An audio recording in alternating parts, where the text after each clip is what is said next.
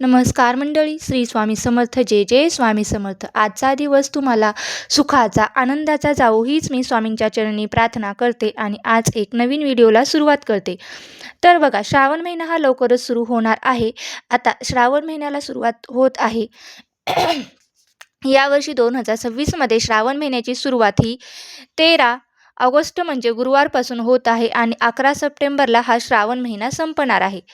तर संपूर्ण श्रावण महिना हा भगवान शिवशंकर यांना समर्पित आहे आणि श्रावण महिना म्हटलं की अनेक प्रकारचे उपवास, व्रत, वैकल्य, सण, पूजा, विधी या सगळ्या गोष्टी असतात.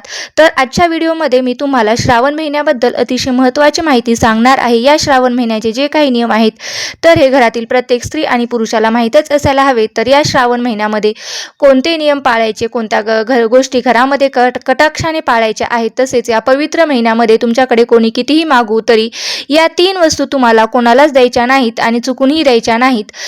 तर घरात गरिबी, दुःख, अडचणी, संकट या सगळ्या गोष्टी घरामध्ये यायला सुरुवात होते आणि ही गोष्ट 99% लोकांना माहीत नाही आणि त्यांच्याकडून कळत नकळत या चुका घडत असतात आणि त्याचे विपरीत परिणाम हे सुद्धा त्यांना भोगावे लागतात.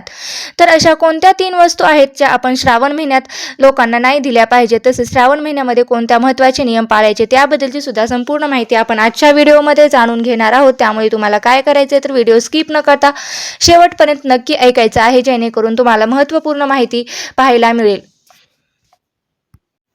पैसे कमवण्यासाठी आपण सगळेजण तर कष्ट करतच असतो आणि कष्टातूनच आपला पैसा हा येत असतो आणि त्यांना आनंदाचे दिवस आलेले असतात. पण त्यांना कधी कधी माहीत नसते की आपल्या हातून काहीतरी अभावी आपल्याकडून काही चुका होत जात असतात आणि इतरांना त्याचे दोष देतो आणि ह्याच व्यक्तीची नजर मला लागली असेल किंवा याचाच दुसऱ्यांचा याला माझं चांगलं झालेलं होत नाही किंवा अशा व्यक्तीमुळे माझी प्रगती होत नाही किंवा काही लोकांनी आमच्यावरती जादूटोणा केला, काहीतरी करणी बाधा केली आहे म्हणून आमची प्रगती ही खुंटत चाललेली आहे किंवा कालांतराने ती कमी होत चाललेली आहे.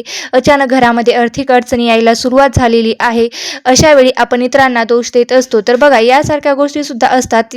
यांना लोकांची नजर जी आहे ती सुद्धा लागत असते. पण कधी कधी आपल्याकडून काहीतरी चुका या कळत नकळत आपल्या हातून होत असतात आणि याचेच परिणाम आपल्याला हे भोगावे लागतात.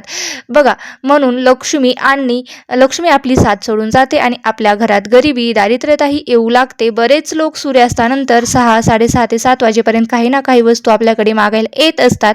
आपल्या घराच्या आजूबाजूला जे कोणी लोक राहत असतात ते आपल्याकडे काही वस्तू मागायला येतात आणि एकदम ती वस्तू जी आहे ना ते आपण देतो. पण बघा मंडळी, श्रावण महिन्यामध्ये अतिशय पवित्र महिना आहे. या महिन्यामध्ये अशा चुका होऊ देणं टाळायच्या आहेत आणि चुकूनही या वस्तू तुम्हाला द्यायच्या नाहीत. तर त्या कोणत्या वस्तू आहेत त्या श्रावण महिन्यामध्ये आपल्याला द्यायच्या नाहीत, अगदी कोणाला सुद्धा द्यायच्या नाहीत. तर बघा, तुम्ही या वस्तू दिल्या तर तुमच्या घरातील लक्ष्मी सुद्धा स्वतःच्या हाताने दुसऱ्याच्या हातात देत आहे. तुमचं जे चांगलं नशीब आहे तर ते सुद्धा तुम्ही स्वतःच्या हाताने दुसऱ्याच्या हातामध्ये देत आहेत, असा याचा अर्थ होता. हा महिना जेवढा आपण म्हणतो ना तेवढा श्रावण महिन्यामध्ये, चातुर्मासामध्ये जेवढं तुम्ही पुण्यकर्म कराल तेवढे पुण्यकर्म दुप्पटपटीने तुम्हाला प्राप्त होत असतं. अगदी त्याचप्रमाणे या श्रावण महिन्यामध्ये जर तुम्ही काही चुका केल्या तर त्याचे वाईट फळ देखील तुम्हाला भोगावे लागते. कुठल्या वस्तू आहेत ज्या आपल्याला चुकूनही श्रावण महिन्यामध्ये द्यायच्या नाहीत. तर बघा, सगळ्यात पहिली वस्तू म्हणजे भगवान शिवशंकराचे, भोलेनाथाचे पूजा सामग्रीचे सामान. आपण श्रावण महिन्यामध्ये सोमवारी महादेवांची पूजा करत असतो, श्रावण सोमवारचं व्रत करत असतो आणि पूजेचा काही सामान म्हटलं की माझ्याकडे ग्रंथ नाही तो वाचायला दे. आपले ग्रंथ सुद्धा ही आपली स्वतःची एक प्रॉपर्टी असते. तर ती कधीच कोणाला तुम्ही वाचायला देऊ नका, कारण हे ग्रंथ हे देवास्वरूप मानलं जातं. आपण आपले ग्रंथ देव कोणाला श्रावण महिन्यामध्ये देऊ नका. तसेच आपली पूजा सामग्रीचे काही साहित्य किंवा सामान असेल तर ते सुद्धा कोणालाही देऊ नका.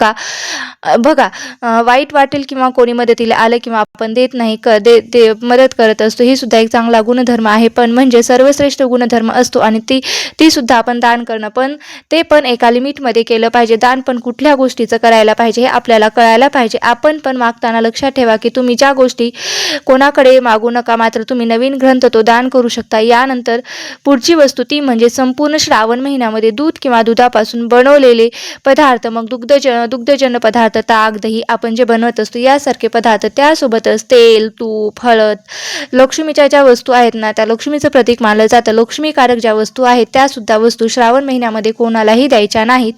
बऱ्याच वेळा काय होतं ना, आपण श्रावण महिन्यामध्ये जेव्हा सोमवारची पूजा करत असतो, जेव्हा शिवामूठ व्हायला जात असतो, तेव्हा आपण शिवलिंगावरती शिवामूठ वाहत असतो आणि आपण जेव्हा दूध घेऊन जातो तेव्हा आपल्या शेजारी एखादी लेडीज पूजा करत असते, तर ती बोलत असते की बाई पूजा करत असेल तर आपल्याकडे दूध मागू शकते. तर अशा वेळी तुम्ही जे दूध घरून आणलेलं असतं ना, ते चुकूनही त्यांना द्यायचं नाही. कारण बघा, श्रावण महिन्यात घरातील मुख्य संपत्ती किंवा पवित्र वस्तू म्हणजे दूध, पांढऱ्या वस्तू आणि दुधापासून बनवलेल्या ज्या काही वस्तू असतात किंवा म्हणून त्या वस्तू ज्या आहेत तर त्या कोणालाही द्यायच्या नाहीत. तसेच या श्रावण महिन्यामध्ये लवंग, हिरवी वेलची ज्या काही आहेत त्यासुद्धा देवाचं रूप मानल्या जातात. म्हणून यासुद्धा वस्तू या महिन्यामध्ये चुकूनही कोणाला देऊ नका. पुढची जी वस्तू आहे ती म्हणजे धने. तुम्ही संध्याकाळी सुद्धा देऊ नका. संपूर्ण महिन्यामध्ये तुम्हाला ह्या वस्तू कोणालाही द्यायच्या नाहीत. आपल्या घरातील सुख समृद्धी ही निघून जात असते. तसेच पूजेसाठी बेलपत्र आणले असेल तर जर तुमच्याकडे सहज कोणी बेलपत्र मागितलं तर बेलपत्र सुद्धा तुम्हाला या महिन्यामध्ये कुणालाही देऊ नका आणि कोणाकडूनही मागू नका.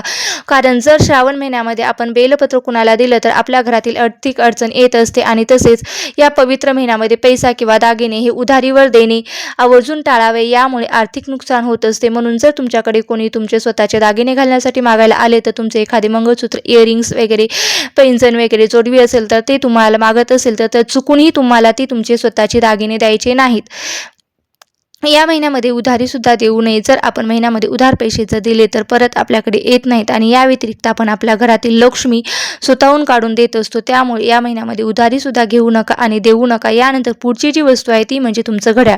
तर ते इमर्जन्सी शक्यतो कोणी मागत नाही, पण समजा एखाद्या व्यक्तीला एक्झामला जायचं असेल किंवा एखाद्या व्यक्तीला बाहेर जायचं असेल किंवा त्या व्यक्तीला घड्याळ सापडत नाही किंवा तुमच्याकडे घड्याळ आहे आणि 5 मिनिटासाठी मला पाहिजे, अशा परिस्थितीवर जर तुमच्याकडे कोणी घड्याळ मागत असेल तर घड्याळ अजिबात देऊ नका. आपल्या आयुष्यामध्ये बघा, वेळेला खूप महत्त्व आहे आणि आपल्यावर खूप चांगली वेळ आलेली आहे आणि आपले आयुष्य जे आहे ते घड्याळाच्या काठ्यावर चालू असतं. त्यामुळे आपल्या घरातलं घड्याळ असेल किंवा आपल्या हातातलं घड्याळ असेल तर ते कोणालाही देऊ नये. इतर दिवशी सुद्धा देऊ नये. श्रावण महिन्यामध्ये सुद्धा आपण स्वतःचं घड्याळ कोणालाही देऊ नये. बघा, मी तुम्हाला सांगते की बंद पडलेलं घड्याळ हे सुद्धा घरामध्ये ठेवणं चुकीचंच आहे. वर्षानुवर्ष तसंच पडलेलं बंद घड्याळ सुद्धा घरामध्ये ठेवलं तर ते पूर्णपणे शास्त्रानुसार चुकीचं आहे. यामुळे घरामध्ये वास्तुदोष निर्माण होत असतो आणि म्हणून जर तुमच्या घरामध्ये एखादं घड्याळ बंद पडलेलं असेल तर ते तुमच्या हातातलं असेल किंवा घरातलं असेल तर ते लगेच तुम्हाला दुरुस्त करून आणा किंवा घरातून ते बाहेर काढा. वास्तुशास्त्रानुसार असं म्हटलं जातं की बंद पडलेलं घड्याळ आपल्या घरात ठेवलं तर आपल्या घराची प्रगती देखील खुंटत जात असते, थांबत असते. म्हणून हा एक महत्त्वाचा नियम तुम्हाला आवर्जून पाळायचा आहे.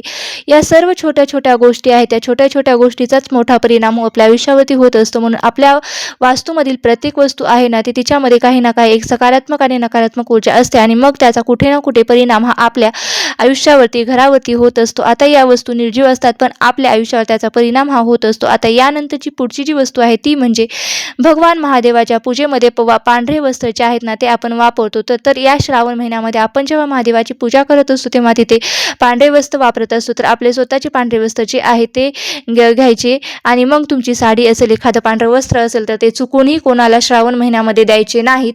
त्यामुळे तुमच्या वैवाहिक जीवनामध्ये अडचणी येतात, नवरा बायकोमध्ये मतभेद होत असतात. पांढरे वस्त्र तुम्ही दान करू शकता, पण थोड्या वेळासाठी तुमच्याकडे जर कोणी मागत असेल, त्या व्यक्तीने घेतल्यानंतर पुन्हा तुम्हाला रिटर्न देत असेल तर अशा कंडिशनमध्ये, अशा परिस्थितीमध्ये तुम्हालाही चुकूनही तुमचे वस्त्र तुम्हाला कोणालाही द्यायचे नाहीत. तर बघा, या श्रावण महिन्यामध्ये पांढऱ्या वस्तूसुद्धा कोणालाही देऊ नये असा आपल्या ज्योतिषशास्त्रामध्ये उल्लेख केलेला आहे.